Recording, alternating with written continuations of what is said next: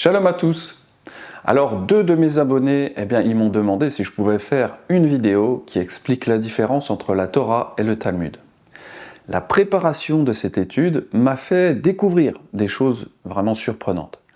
Pourtant, j'en ai fait des enseignements, mais celui-ci m'a mis une grosse claque. On a tellement d'a priori sur le Talmud, mais quand on découvre ce qu'il représente, il y a de quoi tomber de sa chaise. Donc, dans cette vidéo, je vais vous expliquer quelle relation nous devrions entretenir avec ces textes qui forment le Talmud. Devons-nous étudier le Talmud? Devons-nous obéir au Talmud? Que dirait Yeshua à propos du Talmud? Nous allons voir tout cela dans cet enseignement, alors restez bien jusqu'au bout et accrochez votre ceinture. On décolle tout de suite, c'est parti. Alors pour commencer, nous allons un peu parler de la Torah. Parce que beaucoup de chrétiens ne savent pas toujours ce qu'est vraiment la Torah. Ils pensent que la Torah est un livre juif, qui n'a pas grand-chose à voir avec leur Bible chrétienne. En réalité, la Torah, c'est les 5 premiers livres de la Bible, à savoir Genèse, Exode, Lévitique, Nombre et Deutéronome. Alors je sais, pour beaucoup de ceux qui me regardent, ça peut paraître une évidence. Mais il y a encore beaucoup de personnes qui ignorent cela. Donc, chaque chrétien possède une Torah dans sa Bible chrétienne. Il est bon de rappeler ce prérequis. Sachez que même si les appellations sont différentes, les chrétiens et les juifs ont tous les deux la même Torah dans leur Bible respective. Il est d'ailleurs important de noter qu'à partir du même texte, les deux interprétations sont radicalement différentes. En effet, le christianisme et le judaïsme fonctionnent de façon très contradictoire. Alors, d'autre part, il y a un énorme a priori dans le monde chrétien à propos de la Torah et du judaïsme. Les chrétiens pensent que les juifs suivent la Torah. Alors, il est vrai que les juifs accordent une place importante à la Torah d'un point de vue symbolique. Mais dans les faits, dans leur pratique de tous les jours, les Juifs n'utilisent quasiment jamais la Torah. C'est pas moi qui le dis, c'est le fameux rabbin Josie Eisenberg. Nous avons réfléchi avec Julien Darmon à la Torah écrite, qui a été le fondement du judaïsme pendant des siècles. Et puis un jour, les choses ont changé, et on peut dire que le fondement du judaïsme, ce n'était pas la Torah écrite, bien qu'il y ait un grand respect de l'écrit, mais la Torah orale, qui a été mise par écrit, c'est le paradoxe, dans le Talmud. Alors en plus d'Eisenberg, j'ai aussi trouvé un passage dans le dictionnaire encyclopédique du judaïsme, page 986. C'est dans le paragraphe qui s'appelle « L'influence du Talmud sur la vie juive ». Donc je vous lis le petit passage. Alors il est écrit « L'étude du Talmud atteignit une telle importance que le commandement d'étudier la Torah fut interprété principalement au sens de l'étude du Talmud. À ce jour, l'étude du Talmud demeure l'occupation principale dans les académies rabbiniques à travers le monde. » C'est pas moi qui le dis, c'est le dictionnaire encyclopédique du judaïsme. Alors, cela peut paraître tout à fait surprenant, mais c'est bien la réalité du terrain, comme on dit.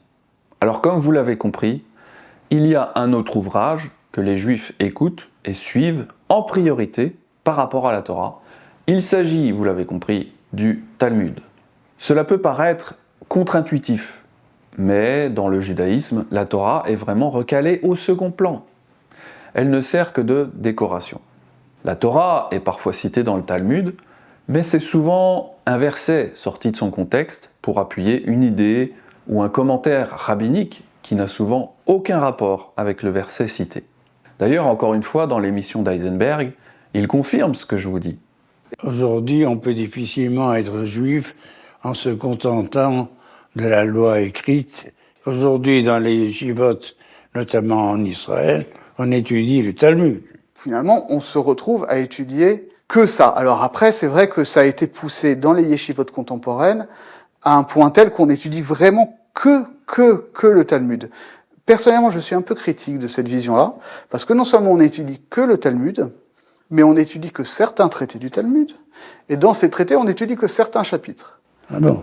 Quand on prend 2 minutes pour réaliser cela, c'est assez terrifiant, car ils ne lisent même plus la Torah dans les yeshivot. Alors les yeshivot, ce sont ces centres d'études du judaïsme, ce sont des écoles religieuses en quelque sorte. Donc vous voyez que cet a priori qu'on a sur le judaïsme est faux. La Torah est vraiment oubliée, mais le Talmud est le véritable pilier de cette religion. Je crois qu'il est grand temps que les chrétiens intègrent cette réalité. Mais nous allons encore voir d'autres détails dans un instant, et je vous dis, vous n'êtes pas prêts. Mais avant toute chose, il convient maintenant d'expliquer ce qu'est concrètement le Talmud. Alors, nos frères juifs orthodoxes croient qu'en plus de la Torah écrite, Yahweh a donné en parallèle une Torah orale à Moshe au mont Sinaï. Il n'y a évidemment aucune preuve de cela dans la Torah. Selon la légende, cette Torah orale se transmettait de bouche à oreille, de génération en génération. Puis, après la destruction du temple en 70 de notre ère, elle aurait été écrite pour éviter sa perte. Entre 200 et 220 de notre ère, le chef du Sanhédrin juif orthodoxe Juda Hanassi, eh bien cet homme-là a rédigé la Torah orale, qui est maintenant écrite, dans un livre appelé la Mishnah. Alors ce mot, Mishnah, signifie répétition. La Mishnah prétend être la parole sortie de Yahweh. Alors, en plus de la Mishnah, il existe également une Gemara, qui est un commentaire rabbinique sur la Mishnah. C'est dans cet ouvrage que divers rabbins commentent la Mishnah pour y ajouter leurs opinions. Alors les rabbins se sentent qualifiés pour le faire puisqu'ils croient que Yahweh leur a donné le pouvoir d'établir la Torah pour leur génération. Alors, bien qu'il existe encore d'autres éléments de la littérature rabbinique, la Mishnah et la Gemara forment ensemble la majeure partie du Talmud. Alors vous voyez, sur ce site internet, vous avez un onglet Talmud, et dans le Talmud, vous trouverez plein de traités différents qui parlent de multiples sujets, à savoir les fêtes, les lois sur la famille, le système juridique, les sacrifices, etc., etc. Donc, ce qu'il faut comprendre, c'est que quand vous entendez les rabbins parler de la Torah, ils parlent en réalité du Talmud. D'ailleurs, c'est relativement rare qu'ils citent directement des versets de la Torah. Je sais que beaucoup d'entre vous, vous regardez les rabbins, en plus des enseignements nazaréens. Je l'ai également fait dans le passé, donc je sais un petit peu qui vous écoutez. Vous écoutez Shaya, Touitou, Dinovitz, Ifra, Ben Shetrit, etc. Alors ces rabbins, ils vont souvent dire le mot Torah dans leurs enseignements. Mais souvent, ce qu'ils entendent par là, ce n'est pas la Torah écrite, mais la Torah orale, et donc le Talmud. Si vous êtes suffisamment attentif à leurs enseignements, vous comprendrez qu'ils citent très rarement des versets de la Torah. En réalité, ils citent souvent la littérature rabbinique, à savoir la Mishnah, la Gemara, le Midrash, la Halara, la Kabbalah, le Moussar, la Chassidoute. Ou alors ils vont citer tel rabbin ou tel sage d'Israël. C'est vraiment très important de réaliser cela parce que quand on écoute les rabbins, on a le sentiment de vraiment étudier la Torah écrite. Alors qu'en fait, pas du tout. Ils ne la lisent même plus dans les yeshivot. Voilà, normalement je pourrais m'arrêter là, parce que j'ai répondu à la question initiale, à savoir, quelle est la différence entre le Talmud et la Torah ? Mais, oui, parce qu'il y a un mais, il est important de continuer cette étude, car nous devons revenir sur le système de valeurs des textes religieux. La chose importante à saisir, c'est que le Talmud prétend être encore plus important que la Torah de Moshe.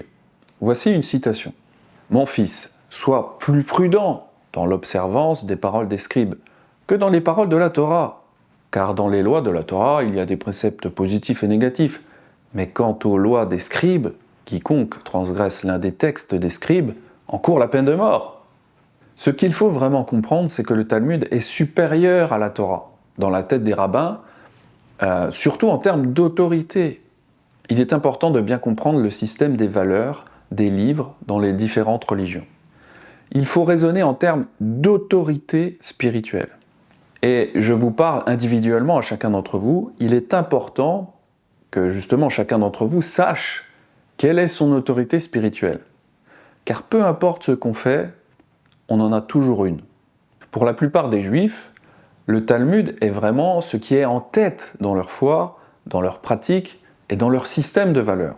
Alors, la Torah est quand même importante, du moins d'un point de vue symbolique. Mais elle est vraiment au second plan. Elle sert plus de décoration. Elle n'a aucune autorité en elle-même, sans l'interprétation des rabbins. Parlons maintenant d'un autre système de valeurs. Pour les chrétiens, le système de valeurs est encore très différent. Ils mettent le Nouveau Testament en tête, et l'Ancien Testament est clairement au second plan. Et pour ce qui est de la Torah, elle est abolie pour la plupart d'entre eux en termes d'autorité. Donc finalement, si on compare le judaïsme et le christianisme, ils sont certes différents, mais leur point commun, c'est d'avoir mis la Torah au second plan. La Torah ne représente pas grand-chose dans le judaïsme et aussi dans le christianisme. Ils ne sont pas si différents finalement. C'est vraiment cela qui est important à comprendre parce que pour les Nazaréens, le système de valeurs est très différent. En effet, à l'époque des premiers apôtres, le Nouveau Testament n'existait pas encore. Et le système de valeurs reposait sur la Torah et les prophètes. Évidemment, puisque les évangiles et les lettres des apôtres n'avaient pas encore été rédigés. Malgré tout, même si le Nouveau Testament n'existait pas, les enseignements du Messie Yeshua étaient dans la mémoire de tous les apôtres. Alors évidemment, aujourd'hui, pour les disciples nazaréens, la Torah et les écrits nazaréens ont la même valeur. Mais surtout, ils sont tous les deux cohérents dans l'interprétation nazaréenne, à savoir que le Nouveau Testament n'annule pas la Torah de Moshe. Au contraire, la Torah est confirmée par Yeshua et tous les apôtres. D'ailleurs, nous devrions vraiment imiter les apôtres. C'est ce que nous devons faire comme les nobles béréens. Nous devrions tous, en tant que disciples de Yeshua, vérifier le Nouveau Testament à la lumière de l'Ancien. Ces Juifs avaient des sentiments plus nobles que ceux de Thessalonique. Ils reçurent la parole avec beaucoup d'empressement et ils examinaient chaque jour les Écritures, c'est-à-dire la Torah et les prophètes, pour voir si ce qu'on leur disait était exact. Aujourd'hui, le système de valeurs chrétien est à l'opposé, car on vérifie l'Ancien Testament à la lumière du Nouveau. Paul donne un dernier exemple qui nous montre comment nous avons besoin de comprendre l'Ancien Testament à la lumière du Nouveau, et non pas l'inverse. Alors pour moi, il s'agit ici du méga nœud du problème. Ils étudient l'Ancien Testament à la lumière du Nouveau. J'en avais déjà parlé dans la vidéo sur le paradoxe chrétien, rappelez-vous. Bon, revenons-en maintenant au système de valeurs dans le judaïsme. Pour ce qui est du Talmud, il se retrouve parfois en totale opposition avec la Torah. C'est d'ailleurs cela que Yeshua combattait. Et même si à l'époque le Talmud n'existait pas sous ce nom, Yeshua appelait cela la tradition des hommes. Vous abandonnez le commandement d'Élohim et vous observez la tradition des hommes. Il faut réaliser que Yeshua s'est vraiment battu contre le Talmud, qui s'appelait à l'époque la tradition des anciens ou la tradition des hommes. Yeshua expliquera que leur Torah orale est un fardeau lourd à porter. Ils lient des fardeaux pesants et les mettent sur les épaules des hommes, mais ils ne veulent pas les remuer du doigt.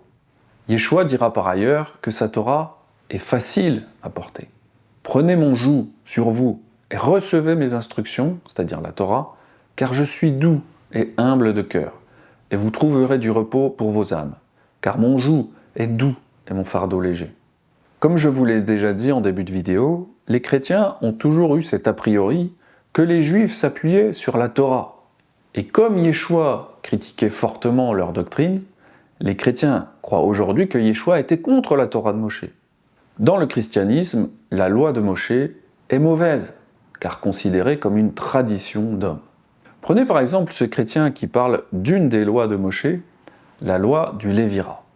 Ici, il y avait une loi, une tradition qui existait à l'époque qui disait que si un fils n'avait pas pu avoir de descendance, alors son épouse devait aller se marier avec le beau-frère, avec le deuxième fils. Ce chrétien parle d'une loi, d'une tradition.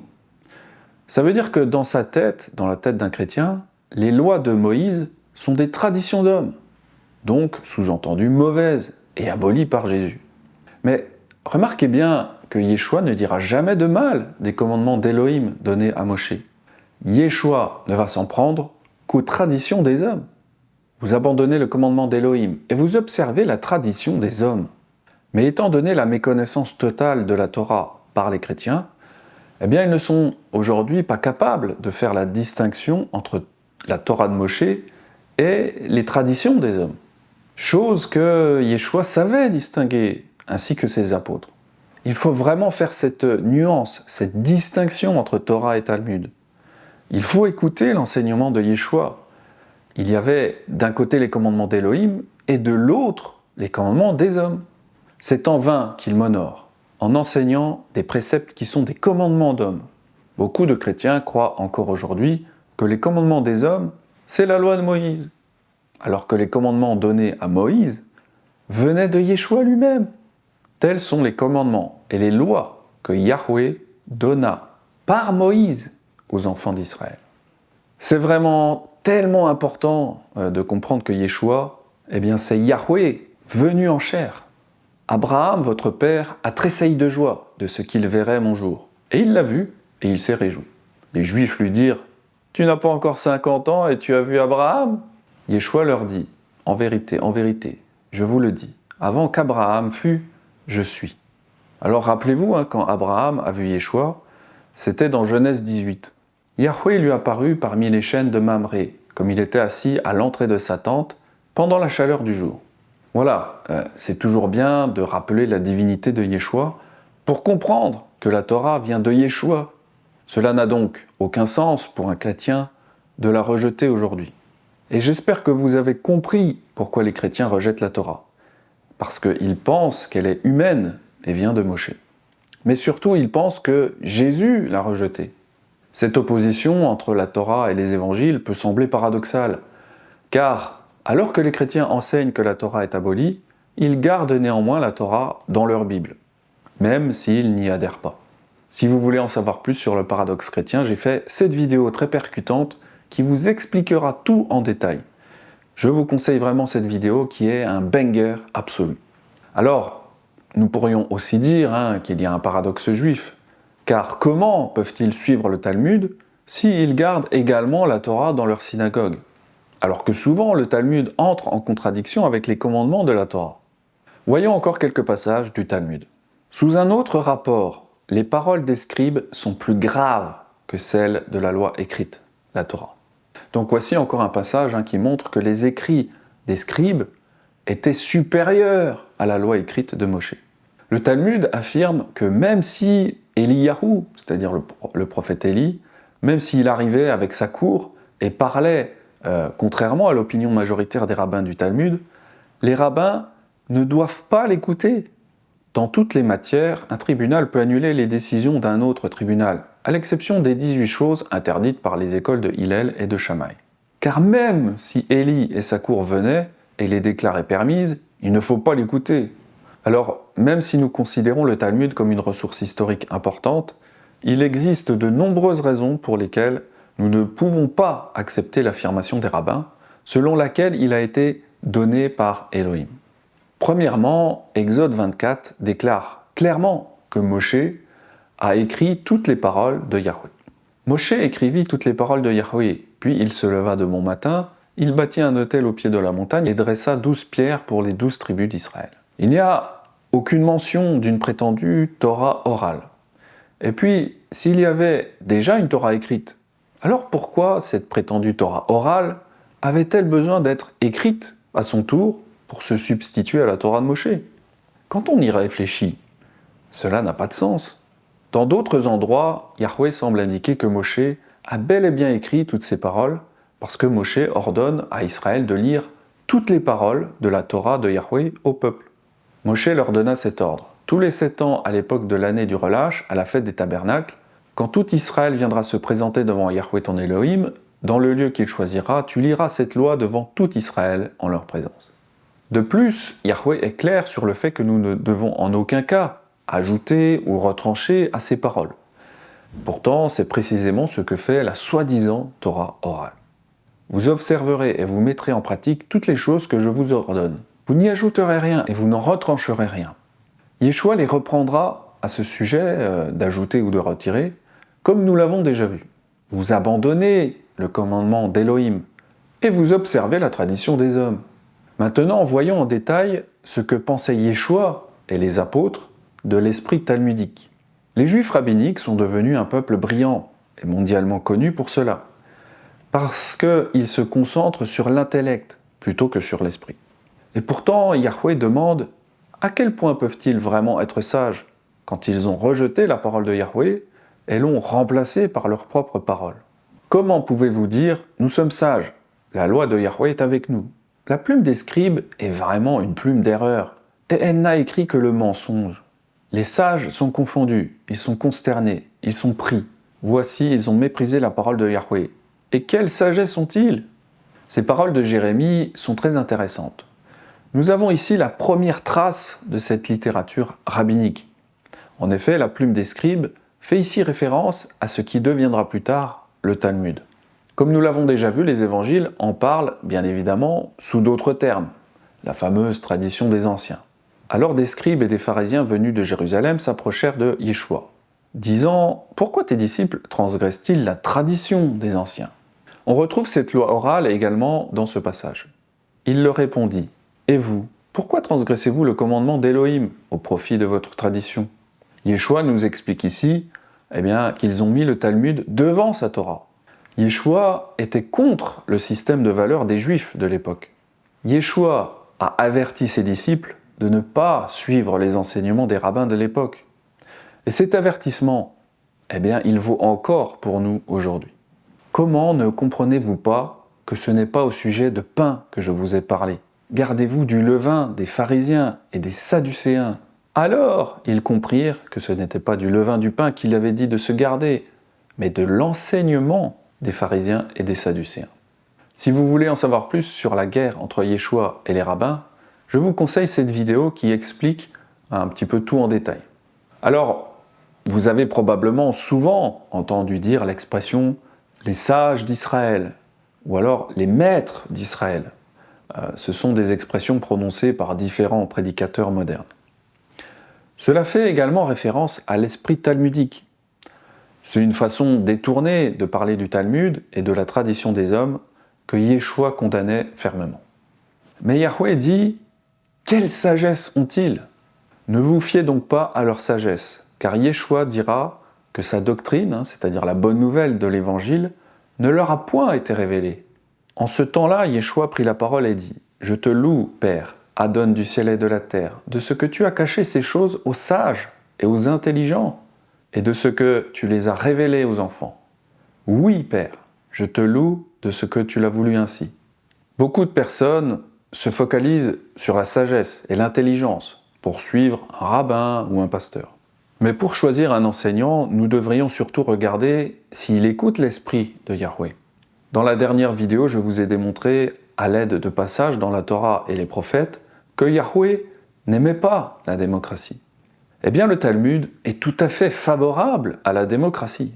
C'est pas l'esprit du Talmud. Le Talmud, en ce sens, est un livre profondément démocratique parce qu'il redoute la vérité unique, il redoute l'argument d'autorité et il redoute toutes les formes d'absolutisation de choses qui ne sont après tout qu'une seule vérité humaine.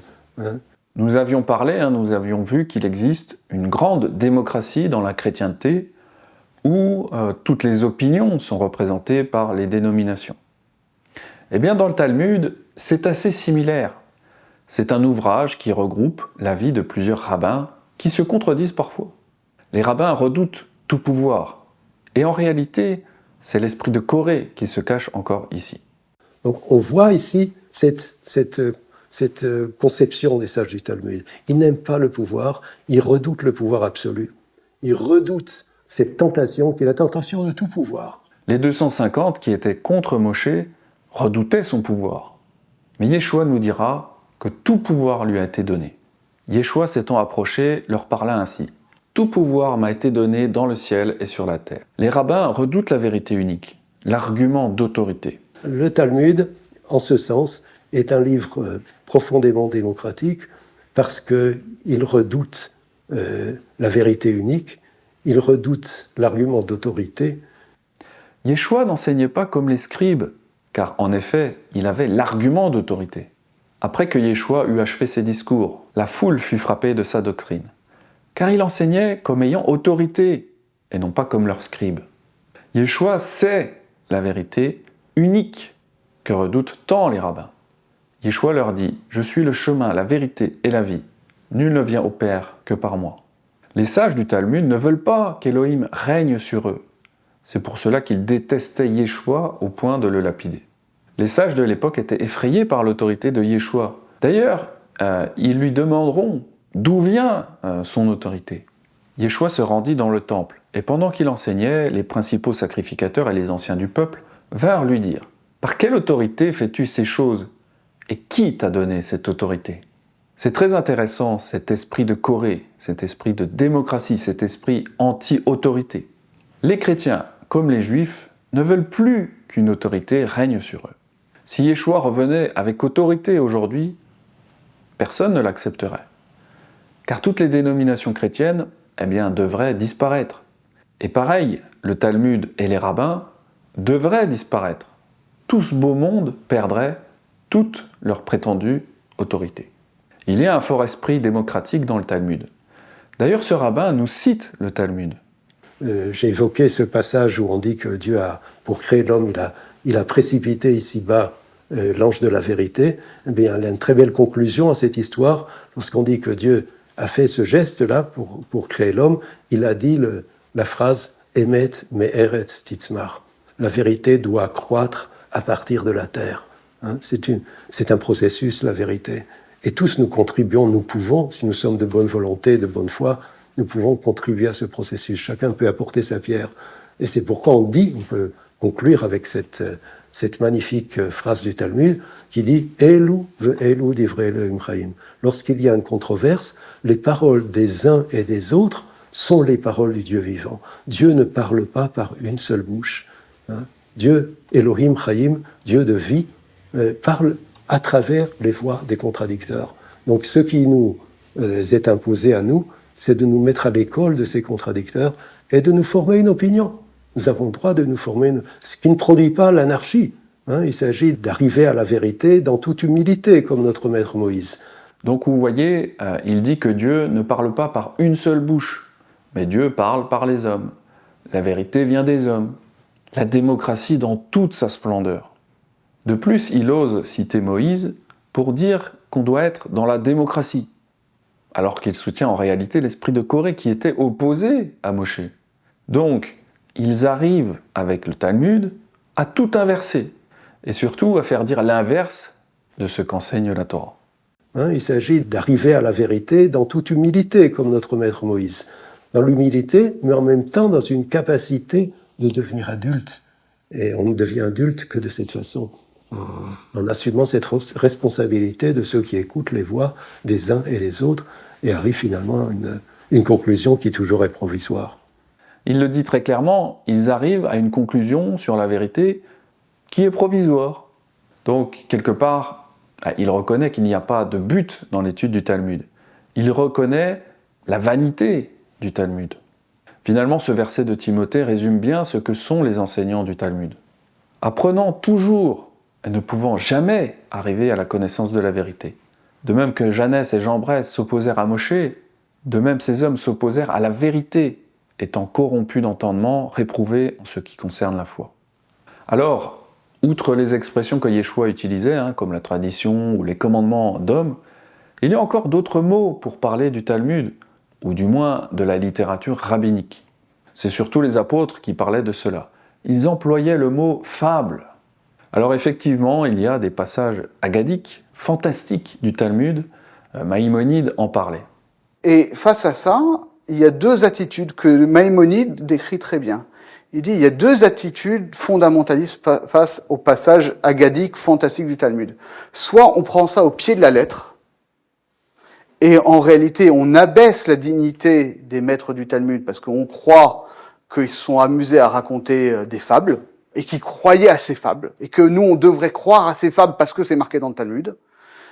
Soit on a l'attitude inverse de dire, bon, ce sont des fables, ce sont des histoires populaires, qui n'ont pas grand intérêt, Et les maîtres du Talmud les ont mises parce que eux, ça les intéressait, mais nous, on est au-dessus de ça. Et Maïmonide dit non.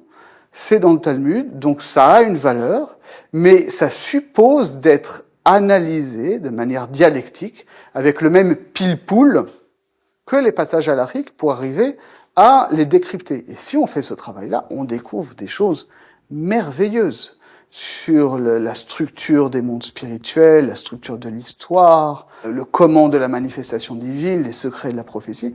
C'est formidable. Mais ça suppose un vrai travail et pas juste une lecture. Alors vous voyez comment on attire les gens à étudier les fables talmudiques. On fait miroiter des choses. Combien de personnes j'ai vu tomber dans ce piège de la connaissance? La structure des mondes spirituels, le comment de la manifestation divine, le secret de la prophétie. On te montre une belle carotte pour te faire chuter dans le Talmud. La connaissance est comme une drogue qui attire tous les hommes. D'ailleurs, écoutons ce que les apôtres nous disent à propos des fables, car eux ne sont pas tombés dans ce piège de la connaissance. Si tu proposes ces choses aux frères, tu seras bon ministre de Yeshua HaMashiach, nourri dans les paroles de la foi et de la bonne doctrine que tu as soigneusement suivies. Mais rejette les fables profanes et semblables aux récits des personnes dont l'esprit est affaibli, et exerce-toi dans la piété. Shaoul parle des fables profanes. Profane, cela veut dire ce qui est opposé au sacré, au spirituel. Je te rappelle l'exhortation que je te fis à mon départ pour la Macédoine, lorsque je t'engagea à rester à Éphèse, afin de recommander à certaines personnes de ne pas enseigner d'autres doctrines, et de ne pas s'attacher à des fables et à des généalogies sans fin, qui produisent des discussions plutôt qu'elles n'avancent l'œuvre d'Élohim dans la foi. Dans Tite, Shaoul fait le lien entre les fables judaïques et les commandements des hommes. Et il dit que ce sont les circoncis qui font ces choses-là. Il y a en effet, surtout parmi les circoncis, beaucoup de gens rebelles, de vains discoureurs et de séducteurs, auxquels il faut fermer la bouche. Ils bouleversent des familles entières, enseignant pour un gain honteux ce qu'on ne doit pas enseigner. C'est pourquoi reprends-les sévèrement, afin qu'ils aient une foi saine, et qu'ils ne s'attachent pas à des fables judaïques et à des commandements d'hommes qui se détournent de la vérité. Là encore, Shaoul parle du Talmud et de ces fables judaïques. Shaoul dit qu'il faut reprendre sévèrement ces hommes-là car ils se détournaient de la vérité, donc de Yeshua. Même l'apôtre Képha reconnaîtra l'habileté avec laquelle les rabbins conçoivent leurs fables talmudiques. Il reconnaît leur intelligence et leur sagesse. Ce n'est pas en effet en suivant des fables habilement conçues que nous vous avons fait connaître la puissance et l'avènement de notre Adon Yeshua HaMashiach, mais c'est comme en ayant vu sa majesté de nos propres yeux. Si vous acceptez et lisez le Talmud, alors c'est comme si vous rejetiez les enseignements et les avertissements de Yeshua, qui est venu corriger les scribes et les pharisiens, car ils s'appuyaient sur leur loi orale et rejetaient de ce fait les commandements d'Élohim. Et puis vous rejetez également les avertissements des apôtres, Shaoul ou Képha. Comment pouvez-vous dire « Nous sommes sages, la loi de Yahweh est avec nous, la plume des scribes est vraiment une plume d'erreur, et elle n'a écrit que le mensonge ».